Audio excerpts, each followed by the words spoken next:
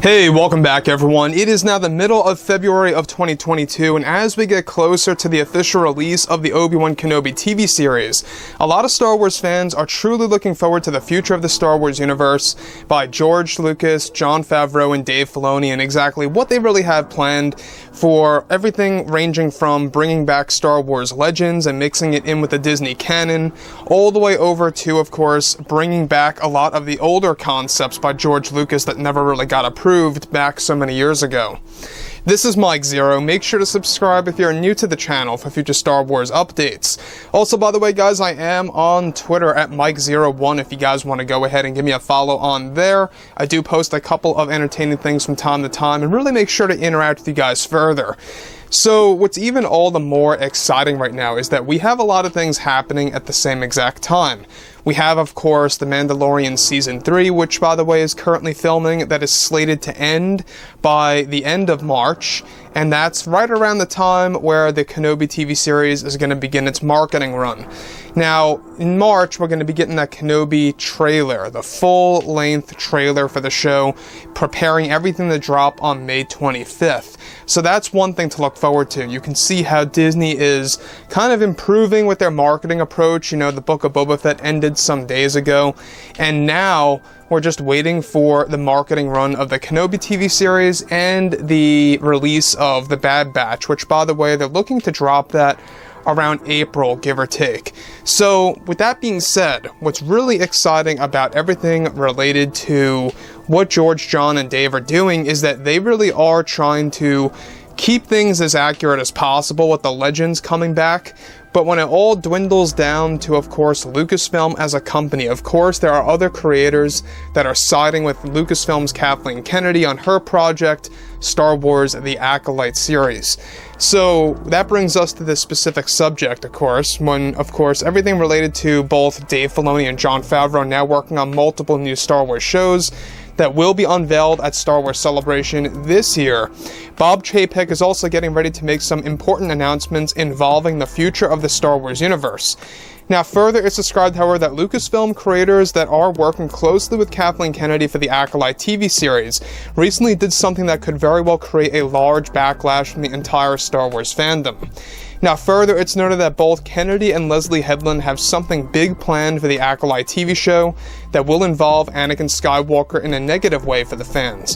One key sequence for the Acolyte series is, of course, to make it clear that they will be erasing Anakin Skywalker as the true chosen one in the Star Wars galaxy during the Acolyte time period, and how it will negatively impact the Phantom Menace. Now, it's noted that Kennedy and Leslie Headland are implementing a brand new Chosen One to be explained and revealed in the Acolyte show that will take the place of Anakin Skywalker's Chosen One prophecy, and that Kennedy is making this mysterious figure the true Chosen One in the Star Wars world. Now, once again, guys, we talked about this lightly a couple of months ago, where Kathleen Kennedy was first, kind of brainstorming these ideas and how she could really implement them into the Acolyte show, and that's exactly how she's going to be doing it now with Leslie Headland, is that they are creating a full-blown scene that's going to show us the Chosen One prophecy and showing us the true Chosen One. It's going to be a brand new character. It's not going to be Anakin Skywalker, and that, I think, is something that's going to bother a lot of fans, to say the least. It really will, because when you look at everything of what George Lucas did, alright, what George Lucas did in the Star Wars world is that he really made sure that Anakin is and always will be the Chosen One. Even in The Rise of Skywalker, Kathleen Kennedy tried to derail that. You can see how she keeps trying to derail the legacy of Anakin and the legacy of the true Skywalkers. Basically, in Episode 9, she made it as if Rey was the new Chosen One, in a sense. Because she's the one that, quote-unquote, brings balance to the Force and ends Palpatine once and for all, where in reality, the way things were set up is that Darth Vader / Anakin Skywalker is the one that destroyed Palpatine once and for all. That's why a lot of fans, I believe, had more problems with Palpatine's return, is that it wasn't just his return, it was exactly how he met his demise. But I digress. Back to the Acolyte, alright? Everything related to the show, it doesn't seem like it's good. It seems like it's a train wreck, to say the least, because Moving on, it's something that George Lucas has been very frustrated over the past few months after Kennedy began to pursue this plot element for the overall story, and even Bob Chapek, surprisingly, realizes that this is outlandish for the Star Wars world. Leslie Headland and Lucasfilm creators already have an entire scene mapped out that will make it clear that Anakin Skywalker will not be the true Chosen One, nor will he be the real Chosen One prophecy per se. A visual scene is already storyboarded that is already a part of the script that will showcase this mysterious Jedi that will become a part of the prophecy that will be explored in Chapter 4 of the Acolyte show. It's something that Bob Chapek knows will create problems from fans. However, both Favreau and Filoni have already heard about all of this and what Kathleen Kennedy is doing with this prophecy change, and are already looking for alternatives as to how they can essentially reverse this retcon in one of their upcoming projects that takes place after the High Republic era, that will also be announced at Celebration. So, that's another thing, guys, as to why I said a couple of months ago that I'm really not all that worried about what Kathleen Kennedy does in the Acolyte, because if Kathleen Kennedy can create a retcon so fast and easy like this, there's no problem that Dave Filoni and Jon Favreau can do the exact same by reversing a retcon. Easy said and done.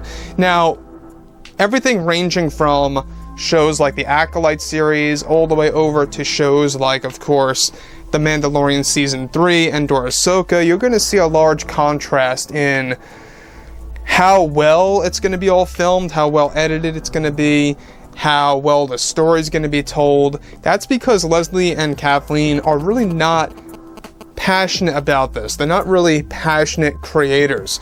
And I say creators because Kathleen Kennedy is deep within the creative aspects of the Acolyte series for some very odd reason, but she has a lot of creative control, a lot of creative pull over this new show. So that leads us, of course, to where the Acolyte stands. It still seems like it's moving forward, obviously. They still are, moving toward that April of 2022 filming release, window, because they want to make sure that they can get this thing out by April of 2023, but filming by April of this year, if that makes sense. So that gives them pretty much a whole year to work on the show. Now, on top of this, alright, now she is also looking to actually completely separate herself from the familiar aspects of George Lucas' Star Wars, and how she can create her own series on a blank canvas, so to speak. This entire scene that is planned to be filmed will also involve Yoda talking about the new prophecy, to make things even worse for the entire fandom. The Acolyte so far is going to be full of retcons toward the prequel trilogy movies, as well as shifting away from the philosophy of George Lucas and what Star Wars really stands for. So once again, guys, I mean, this really seems so unfortunate that fans are going to have to even hear about this to begin with from other fans that want to watch this, because it seems like a show that's not really to the roots of Star Wars, unfortunately. It sounds good on paper, I will admit. It sounds exciting on paper. Emerging dark side powers, a mystery thriller, a very dark and ominous Star Wars show.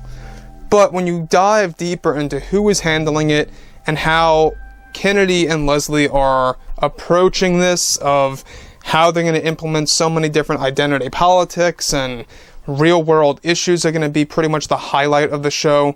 I mean, so many different things that's going to shy away from that true Star Wars feel. That's, I think, where the show is going to fall apart, and really not even line up with anything like The Mandalorian or The Acolyte, or the Ahsoka series, I should say, or anything around those lines. So overall, guys, drop a comment below. Let me know about all of this in the comments, and if you guys did enjoy the content for today, do make sure to drop a thumbs up on this video to support the channel. I thank you all so very much for the kind support, and I'll catch you guys next time.